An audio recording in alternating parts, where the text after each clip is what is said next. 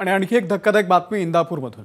इंदापूर तालुक्यामध्ये एक भयानक घटना घडलेली आहे। करमाळा तालुक्यामधील कुगावमधून इंदापूर तालुक्यातील काळशीकडे एक बोट प्रवाशांनी घेऊन येत होती, मात्र आज सकाळी ही बेपत्ता झाली।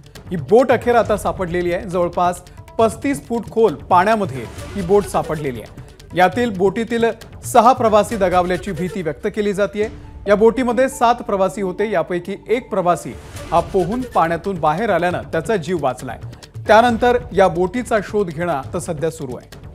जयदीप भकत आपले प्रतिनिधी या संदर्भातले अपडेट देतील। जयदीप, बोट सापडलेली आहे, परंतु यातले 6 जण अजूनही बेपत्ता आहेत। काय नेमके अपडेट आहे? NDRFचे शर्तीचे प्रयत्न जे बुडालेले आहेत त्यांचा शोध घेण्यासाठी सुरू आहेत। त्यासोबत स्थानिक देखील या ऑपरेशनमध्ये सहभागी झालेले आहेत, परंतु हे ऑपरेशन करताना किंवा बचाव कार्य करताना अनेक अडचणींना सामोरं जावं लागते।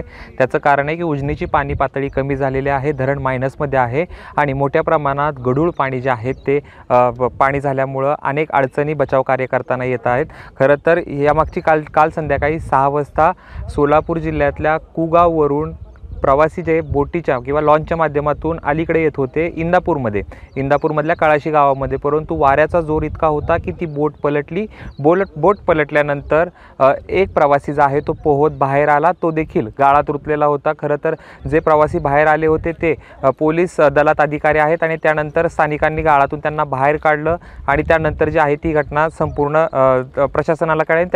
त्यापासून जे आहेत ते वाचवण्याचे जे प्रयत्न जे आहेत बुडालेले त्यांना शर्तीची सुरू असलं तरी संध्याकाळी अंधार झाल्यामुळे ते ऑपरेशन थांबवण्यात आलं होतं। पुन्हा एकदा सकाळी 7 वाजता NDRFची टीम या ठिकाणी दाखल झाली। तेव्हापासून जे आहे ते बचाव कार्य सुरू आहे। जे प्रवासी बुडले आहेत त्यांचं सामान मिळालेलं आहे, परंतु अद्यापपर्यंत एकाही बुडलेला व्यक्ती जो आहे काढण्यात किंवा शोधण्यात प्रशासनाला यश आलेलं नाही। शर्तीचे प्रयत्न NDRF करत असलं तरी अनेक अडचणींना जो आहे ते सामोरं जावं लागते। त्याचं कारण असं आहे की बोट जी आहे ती साधारणतः 150 फूट बाहेर ओढून काढली, परंतु एका खडकात अडकल्यामुळं ती पुन्हा एकदा काढण्यास ज्या आहे त्या मर्यादा येऊ लागल्या। NDRF असेल, स्थानिक प्रशासन असेल किंवा स्थानिक लोक असतील ते शर्तीचे प्रयत्न करत आहेत। आत्तापर्यंत झालेला हा घटनाक्रम होता। दुपारनंतर जी आहे ती वेगळी रणनीती आखली जाईल असं जे आहे ते प्रशासनाच्या वतीने सांगण्यात येते, परंतु अद्यापपर्यंत सकाळी 7 वाजल्यापासून सुरू झालेलं ऑपरेशन जे आहे ते सुरूच आहे। अद्यापपर्यंत प्रशासनाच्या हाती काही लागलं नाही। धन्यवाद जयदीप दिलेल्या या संपूर्ण माहितीबद्दल। ABP माझा, उघडा डोळे बघा नीट।